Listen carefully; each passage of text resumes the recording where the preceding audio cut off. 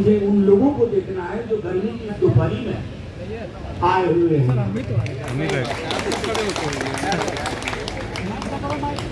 आपको जो चाहिए वो मिल जाएगा, जो नहीं चाहिए शायद वो भी मिल जाएगा। शुक्रिया आप सबों का, शाहरुख जी, प्रभात सर, रियाज साहब, गुरमेहर। रियाज साहब, जब आपने ये कहा कि उठने का वक्त, मैं समझता हूँ कि प्रेस क्लब में मैं बहुत सारे प्रोग्राम में आया हूँ। नदीम तो लगभग हर प्रोग्राम में मुझको कांस्टेंट वेरिएबल की तरह लेता है कि मुझे रहना ही है। तो मैं समझता हूँ कि शायद इस तरह की शिरकत मैंने हाल के दिनों में प्रेस क्लब में नहीं देखी है। और ये सिर्फ उमर की शख्सियत के लिए नहीं, ये उमर के बहाने फ्री स्पीच के लिए, ये उमर के बहाने उसके लेंस से डेमोक्रेसी में पैसेज की क्या ताकत होनी चाहिए उसके लिए है। और आप चारों कह रही थी कि डेमोक्रेसी की माँ, मैंने एक दिन सदन में कहा था, मैं कहीं इंदौर से लौट रहा था तो पहली बार मैंने एक बड़ा सा बोर्ड देखा, G20 the mother of democracy welcomes the delegates. तो मैंने पार्लियामेंट के अंदर कहा, इसलिए केस मुकदमा भी नहीं हो सकता। मैंने कहा कि ये डेमोक्रेसी की माँ है, लेकिन माँ बड़ी बीमार चलती है और इस माँ को 9 वर्षों में खास तौर पर इतना बीमार कर दिया गया है तो आप इसको fit case of multiple organ failure ले सकते। मैं इसलिए क्यों कह रहा हूं, अभी मैं एक दो छोटी छोटी चीजें कहूंगा।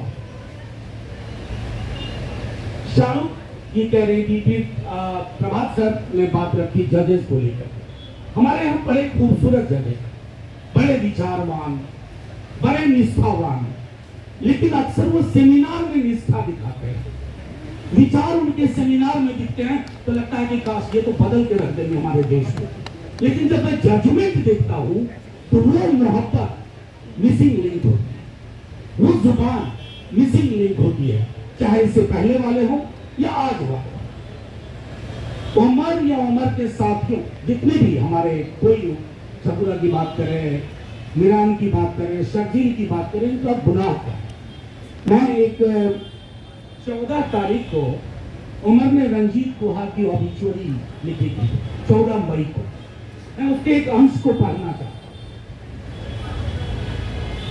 The present times are different and far less hopeful.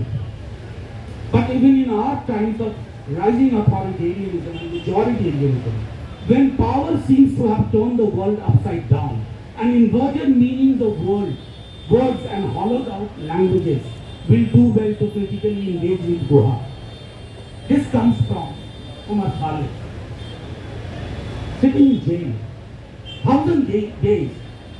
और मैं इसी दौर में एक और किताब पढ़ रहा हूँ। किताब का नाम सुनकर के सोचिएगा कि मैं प्रेरणा के लिए नहीं पढ़ रहा हूँ, मारिया रिसा की है, how to stand up to a dictator. इसका अपने वाले से कोई खास काम नहीं है। बहरा मारिया रिसा की ओर से जो लिखा गया वो देखिए, quite in sync with Umar Khalid's language, and both of them don't know each other as far as I know. Democracy is fragile. You have to fight for every bit and every law, every safeguard, every institution, every story. You must know how dangerous it is to suffer even the tiniest cut. That is why I say to us all, we must hold the line.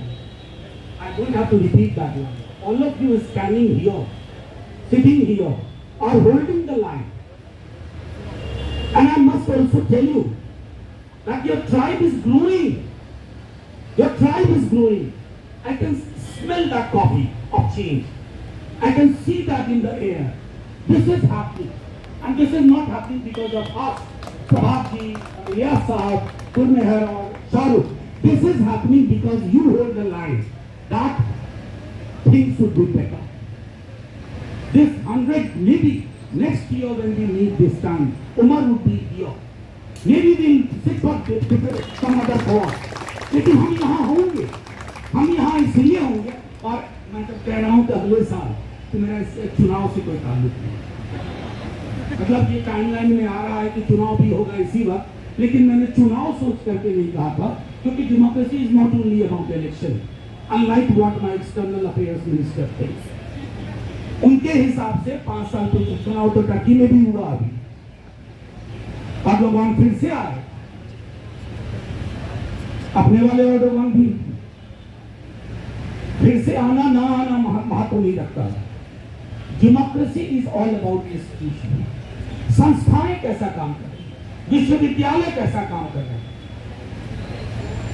उन संस्थाओं से हमारी क्या अपेक्षाएं हैं जिनके पास हम पहले जाया करते थे। जैसा हमारे को पैनलिस्ट ने कहा कि लेजिस्लेचर में जब आपको परेशानियां होती है, एग्जीक्यूटिव टिरैनिकल होता है, तो आप जुडिशियरी की ओर देखते हैं।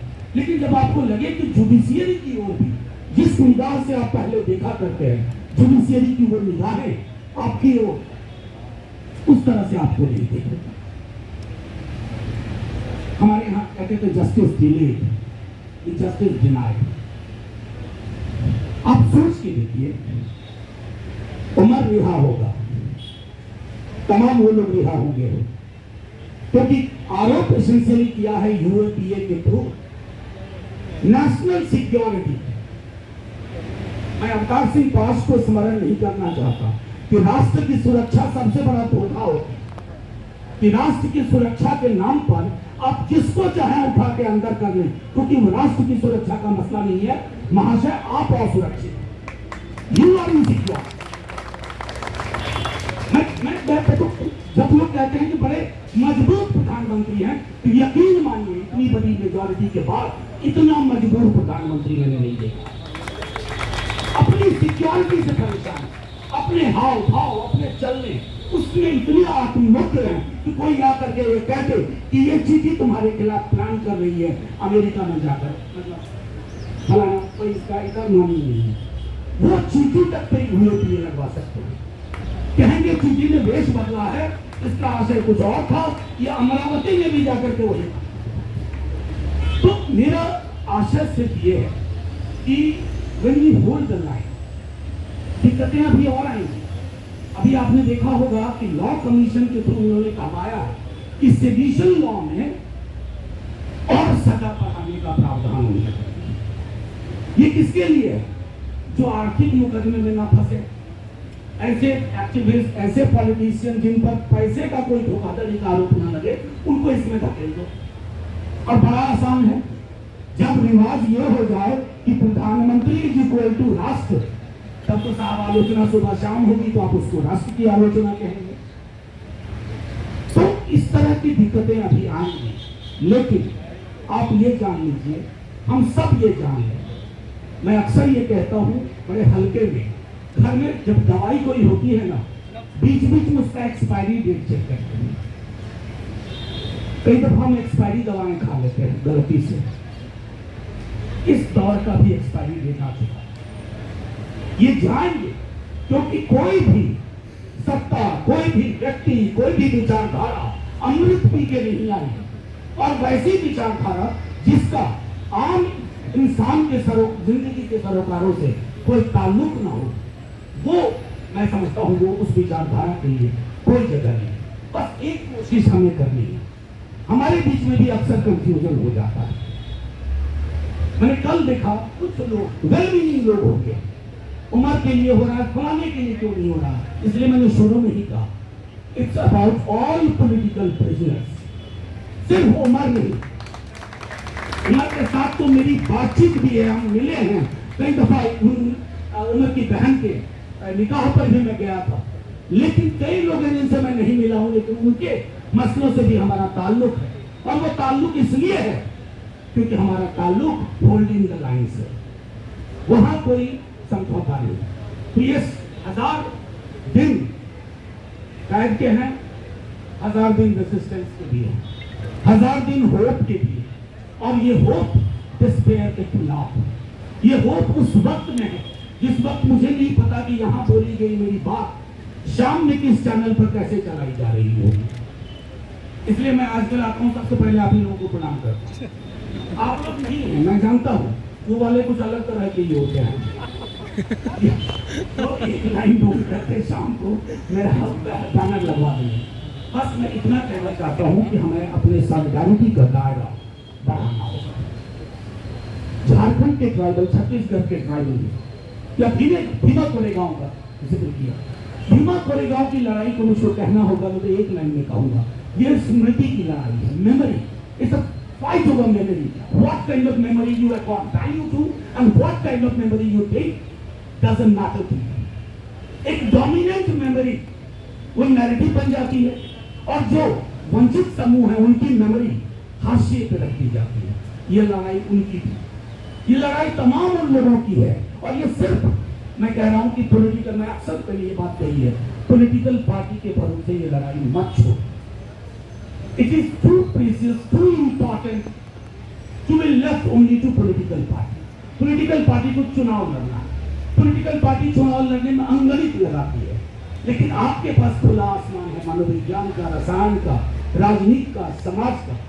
आप उस रसायन, उस मनोविज्ञान पे काम करिए और बारहा इस रेसिस्टेंस को खत्म मत होने दीजिए। आई थिंक अगर उम्र तक उड़ती उड़ती भी खबर पहुंची होगी ना, उसको अपनी रिहाई से ज्यादा इस बात की खुशी होगी कि सिविल लिबर्टीज के मसले पे, ह्यूमन राइट के मसले पे, लोकतंत्र में असहमति का क्या बुलंद तिवर हो, उसके मसले पे एक गर्मी की दोपहरी में अगर इतने सारे लोग आए कि रूम बदलना पड़ा, तो शायद मैं समझता हूँ कि उसको तत्काल रिहाई से ज्यादा उस बात की खुशी होगी। शुक्रिया, शुक्रिया साथियों, आप सबका पुनः बहुत बहुत धन्यवाद। दिल खुश हो गया, प्रेस क्लब में इतने सारे फेमिलियर चेहरे, वहाँ सीढ़ी पे ये तमाम लोग, अभी को कह रहा हूँ नरेंद्र जी, ये तमाम लोग इस बात की तस्दीक करते हैं। बड़ा पुराना है लेकिन दमदार है। Mission fight, mission win. जय हिंद।